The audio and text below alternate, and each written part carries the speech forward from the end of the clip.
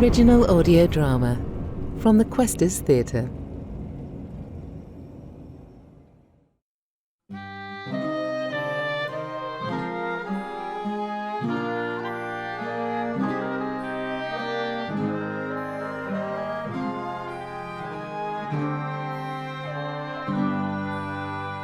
That Spot of Joy, a play for radio by Hilary Spiers, inspired by Robert Browning's poem My Last Duchess. The year is 1564. We are in Ferrara in Italy, in the grounds of a villa owned by a wealthy family. So, the day dawns. A great day. It's been a while in coming, but what a prize! Negotiations, feints, retreats, advances. The subtlest dance in Ferrara, and me, please God, still the subtlest dancer of them all. Margarita! Watch her run, bursting with youth, with promise, with hope. Is it today? Is it? What, my lady, you are abroad early? Zachariah, do not tease me. I could not sleep. It is today, I know it. Otherwise, why your finest doublet? Well then. Her nightgown, the hair undressed, the hollow in her throat. Remember what I asked? I must know everything, mark you. Everything. Remember. My lady, where is your woman? You should not... Oh, she is snoring in her sheets. You need not fear. As if you could compromise my honour, Zachariah. You must not miss a syllable. No note of whatever colour. His voice, what it says and what it does not. Bring it back to me. Every word. Will you? She is so close. That honeyed breath brushes my cheek. The fragrance of her glorious hair fills my nostrils. To be entrusted with such a pearl, could there be a greater honour? Zachariah. My lady? I charge you, observe his looks, complexion, the ring of his laugh. You do not see as women do. Are his teeth as white as they say? Is he of a good height? And his hands, those especially, are they an artist's hands? An artist? Oh, my little dove, so innocent. Should I warn her about what men are like? But no, that is not my place, and there is business to be done. I think he must be lonely, the Duke. Lonely, my lady? Lonely? I doubt he wants for company, in bed or out. Zachariah, you look troubled. What ails you? Tell me, old friend. The burden of my mission, my lady. Burden? Am I that? No, I only meant, do I not carry all your hopes? Must I not protect you and do your father's bidding? What else would you do, Zachariah? My future lies in your hands, our trusted counsellor. My lady, I pray today I prove myself worthy of that trust. I trust you with my life, Zachariah. You hear me? My life.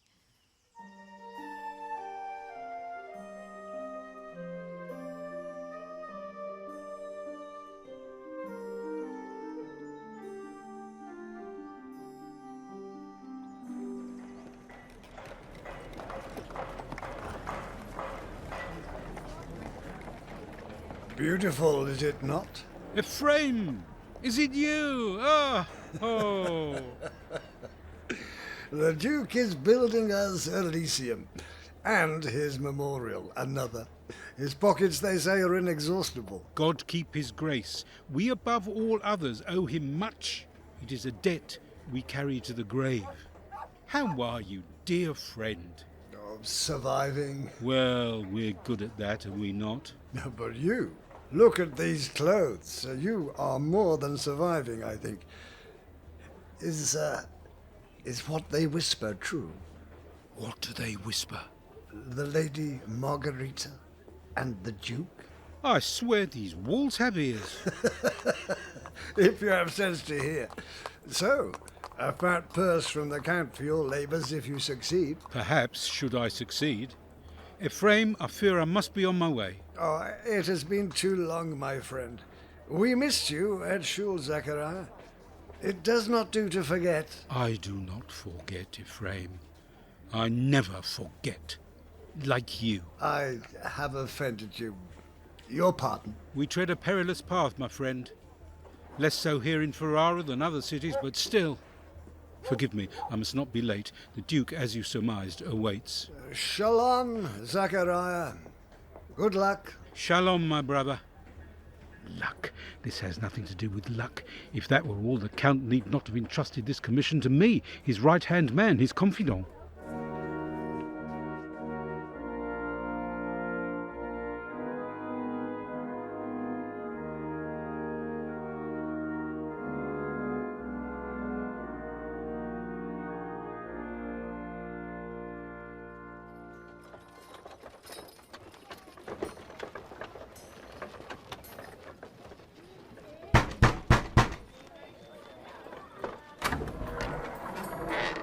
You are expected, sir.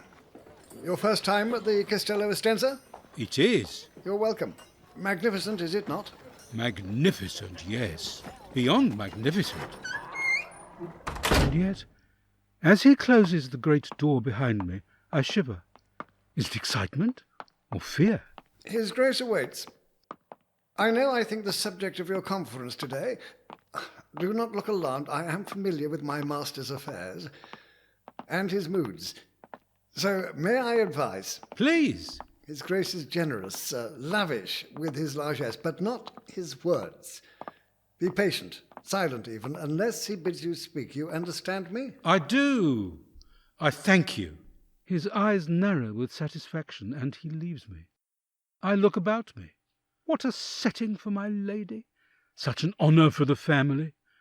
Soaring marbled statuary surrounds his fabled treasure, the Bellini, the feast of the gods in colours that defy belief, surpassing any description I have ever heard. In the corner of the painting I catch sight of the satyr Pan, tiptoeing away to pursue his mischief, and once more I shiver. And then, suddenly, there he is, the Duke, at the top of the wide white stairs, the marble veined as if with blood. He raises one long pale hand and beckons me to ascend. His man was good to warn me. His gaze never falters as I climb up and up. When I reach the top, he strides ahead of me without a word. Flunkies in rich apparel stand to attention, looking neither right nor left. One sweeps a large, ornately carved door open, and I follow the Duke inside. We are alone, sealed in silence. The Duke crosses the room without a sound to a corner where two candles flicker, throwing grotesque shadows. He beckons me to follow. Something irrational, something akin to dread assails me. We stand before a velvet curtain from which hangs an ornate tassel threaded with gold. He cups it in his hand. He pulls the cord. Oh! That's my last Duchess, painted on the wall, looking as if she were alive. My very thought. We might be looking at her through a window. So lifelike, so exquisitely alive is the image. What artistry! Fra Pandolf the painter is rightly revered. I call that piece a wonder now. Fra Pandolf's hands worked busily a day, and there she stands. Will please you sit and look at her. His voice curls around me like a caress, its rhythms inviting me into his confidence. I think, astonished, why he speaks in verse. But why would he not, who spends his leisure as an equal with poets? None puts by the curtain I have drawn for you, but I. I am honoured then, my lord. The words slip out before I can stop them. His eyes flare for an instant, and I think, oh, Zachariah, take care, were you not warned? For my master, I mean, your grace, not myself, of course. I wait, my heart thudding. At length he nods, and I look again at the painting. My last Duchess, an odd turn of phrase. The words snag as I take in the beauty before me, grave, yet with a hint of a smile, as if she nursed a secret, this Lucrezia di Medici. So young, young as my lady, her hand to her breast, fingering a jewel that lies there nestled in her rich black gown. Full lips, as if bruised by, yes, passion. He mutters something I barely catch. That pictured countenance, the depth and passion of its earnest glance. I start that he should use the very word that sprang to my mind, passion. And then he turns to look at me as though he can read the question forming in my brain. What does that look mean? I remember what his man said, and this time I held my tongue. How such a glance came there so, not the first are you to turn and ask thus. Ice runs down my spine. I had not asked, not aloud anyway. He looks back at the painting, and I hear again, my last duchess, as one might speak of a servant, a hound, but a wife? I think of my lady, hopeful, heart full, helpless. The air in that gorgeous chamber thickens, anger stirs. When next he speaks, his voice is hard. Sir, 'twas not her husband's presence only called that spot of joy into the duchess's cheek. Perhaps Fra Pandolf chanced to say, her mantle laps over my lady's wrist too much, or paint must never hope to reproduce the faint half-flush that dies along her throat. Such stuff was courtesy, she thought, and cause enough for calling up that spot of joy. His mimicry is vicious. The artist might almost be in the room, smocked, paint bespattered. So, I think, this is the cancer within your soul. This is your torment, the chink in your ducal armour. Jealousy. Thus are we all reduced to beasts, caught in the traps of our mistrust. The more the lady doth protest, the more flares that flickering flame of suspicion, and who is to say without reason? I recognize his pain. I nod, but inwardly I plead, enough, I do not want this burden. She had a heart, how shall I say, too soon made glad, too easily impressed.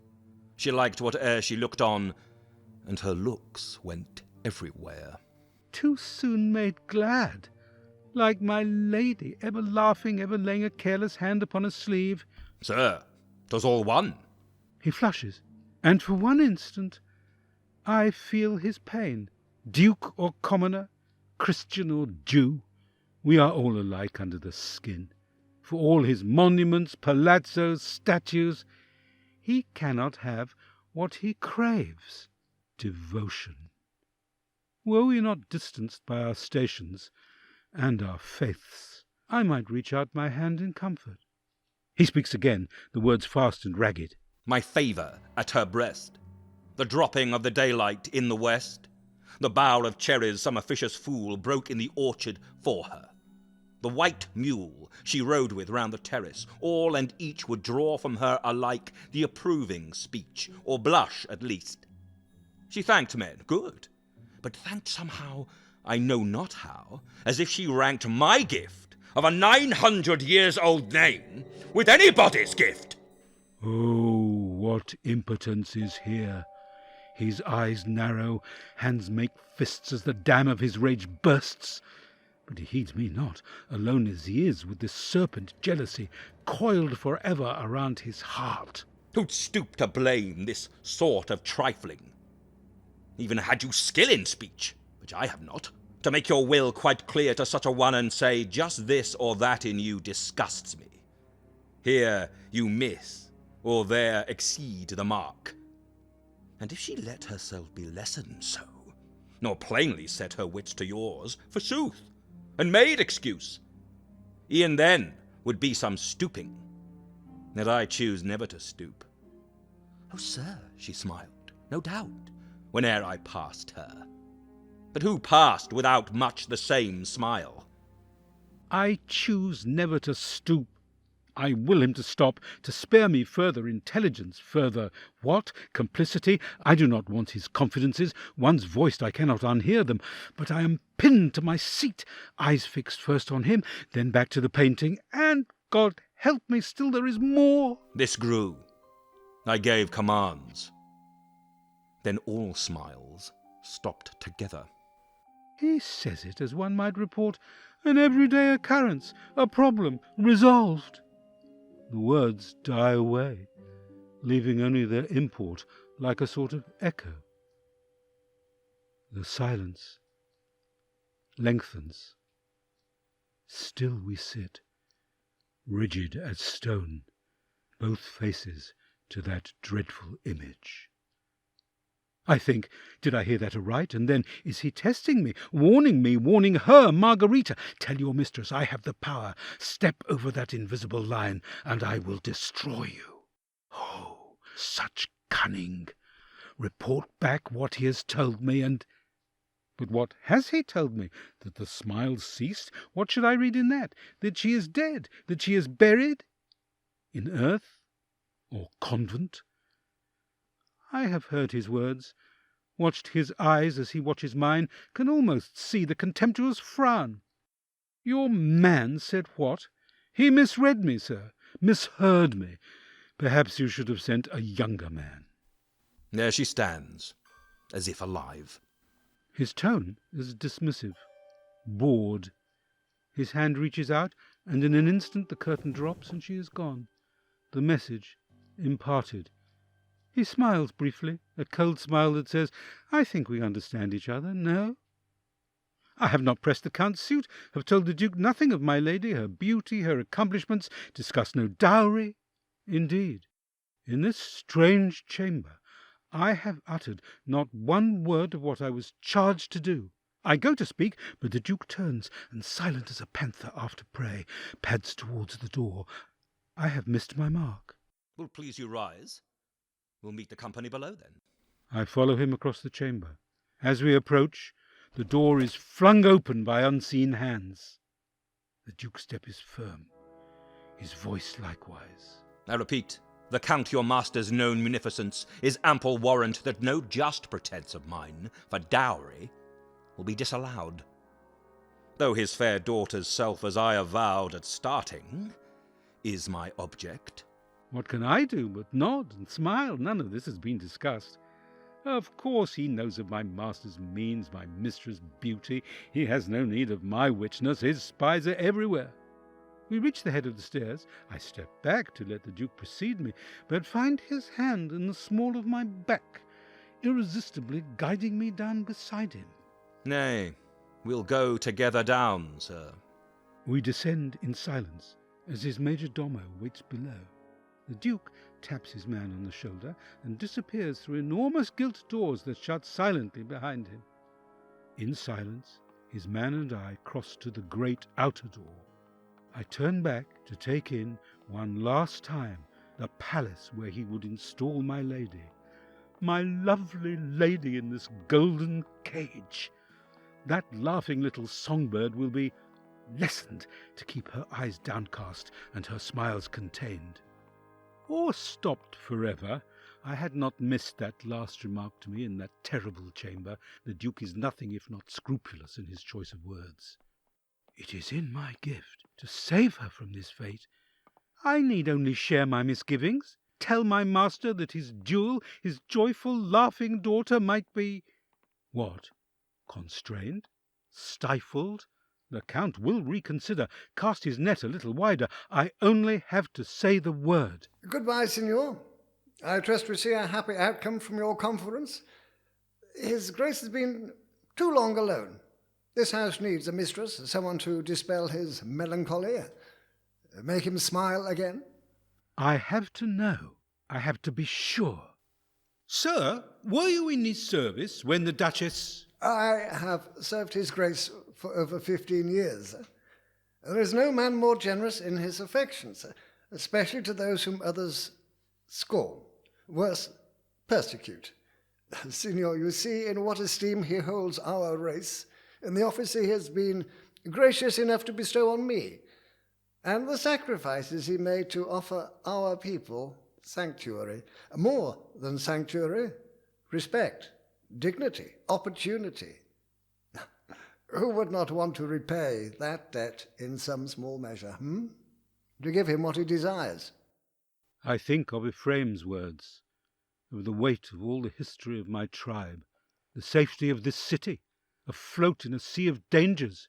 If I can do something to maintain that precious gift, should I not do it for the sake of my people, put aside my own wishes, my own loyalties, in the interests of my kind?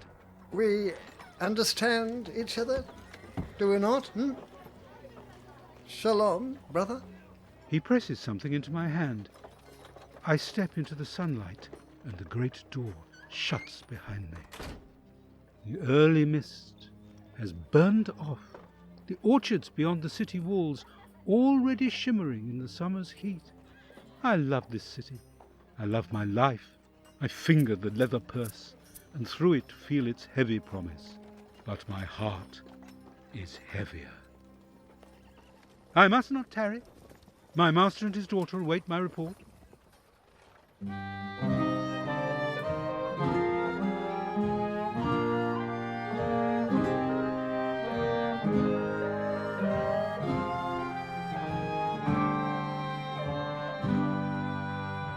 That Spot of Joy by Hilary Spiers, the Duke was played by David Erdos. Zachariah was played by Paul Collins. Margarita was played by Jordan Fowler. Ephraim and the Major Domo were played by Robert Baker Glenn. Original music was composed by Alita Hafner. The assistant director was Stuart Watson. The sound designer and engineer was Martin Choules. The play was directed by Peter Gould. This was an original audio drama from the Questors Theatre.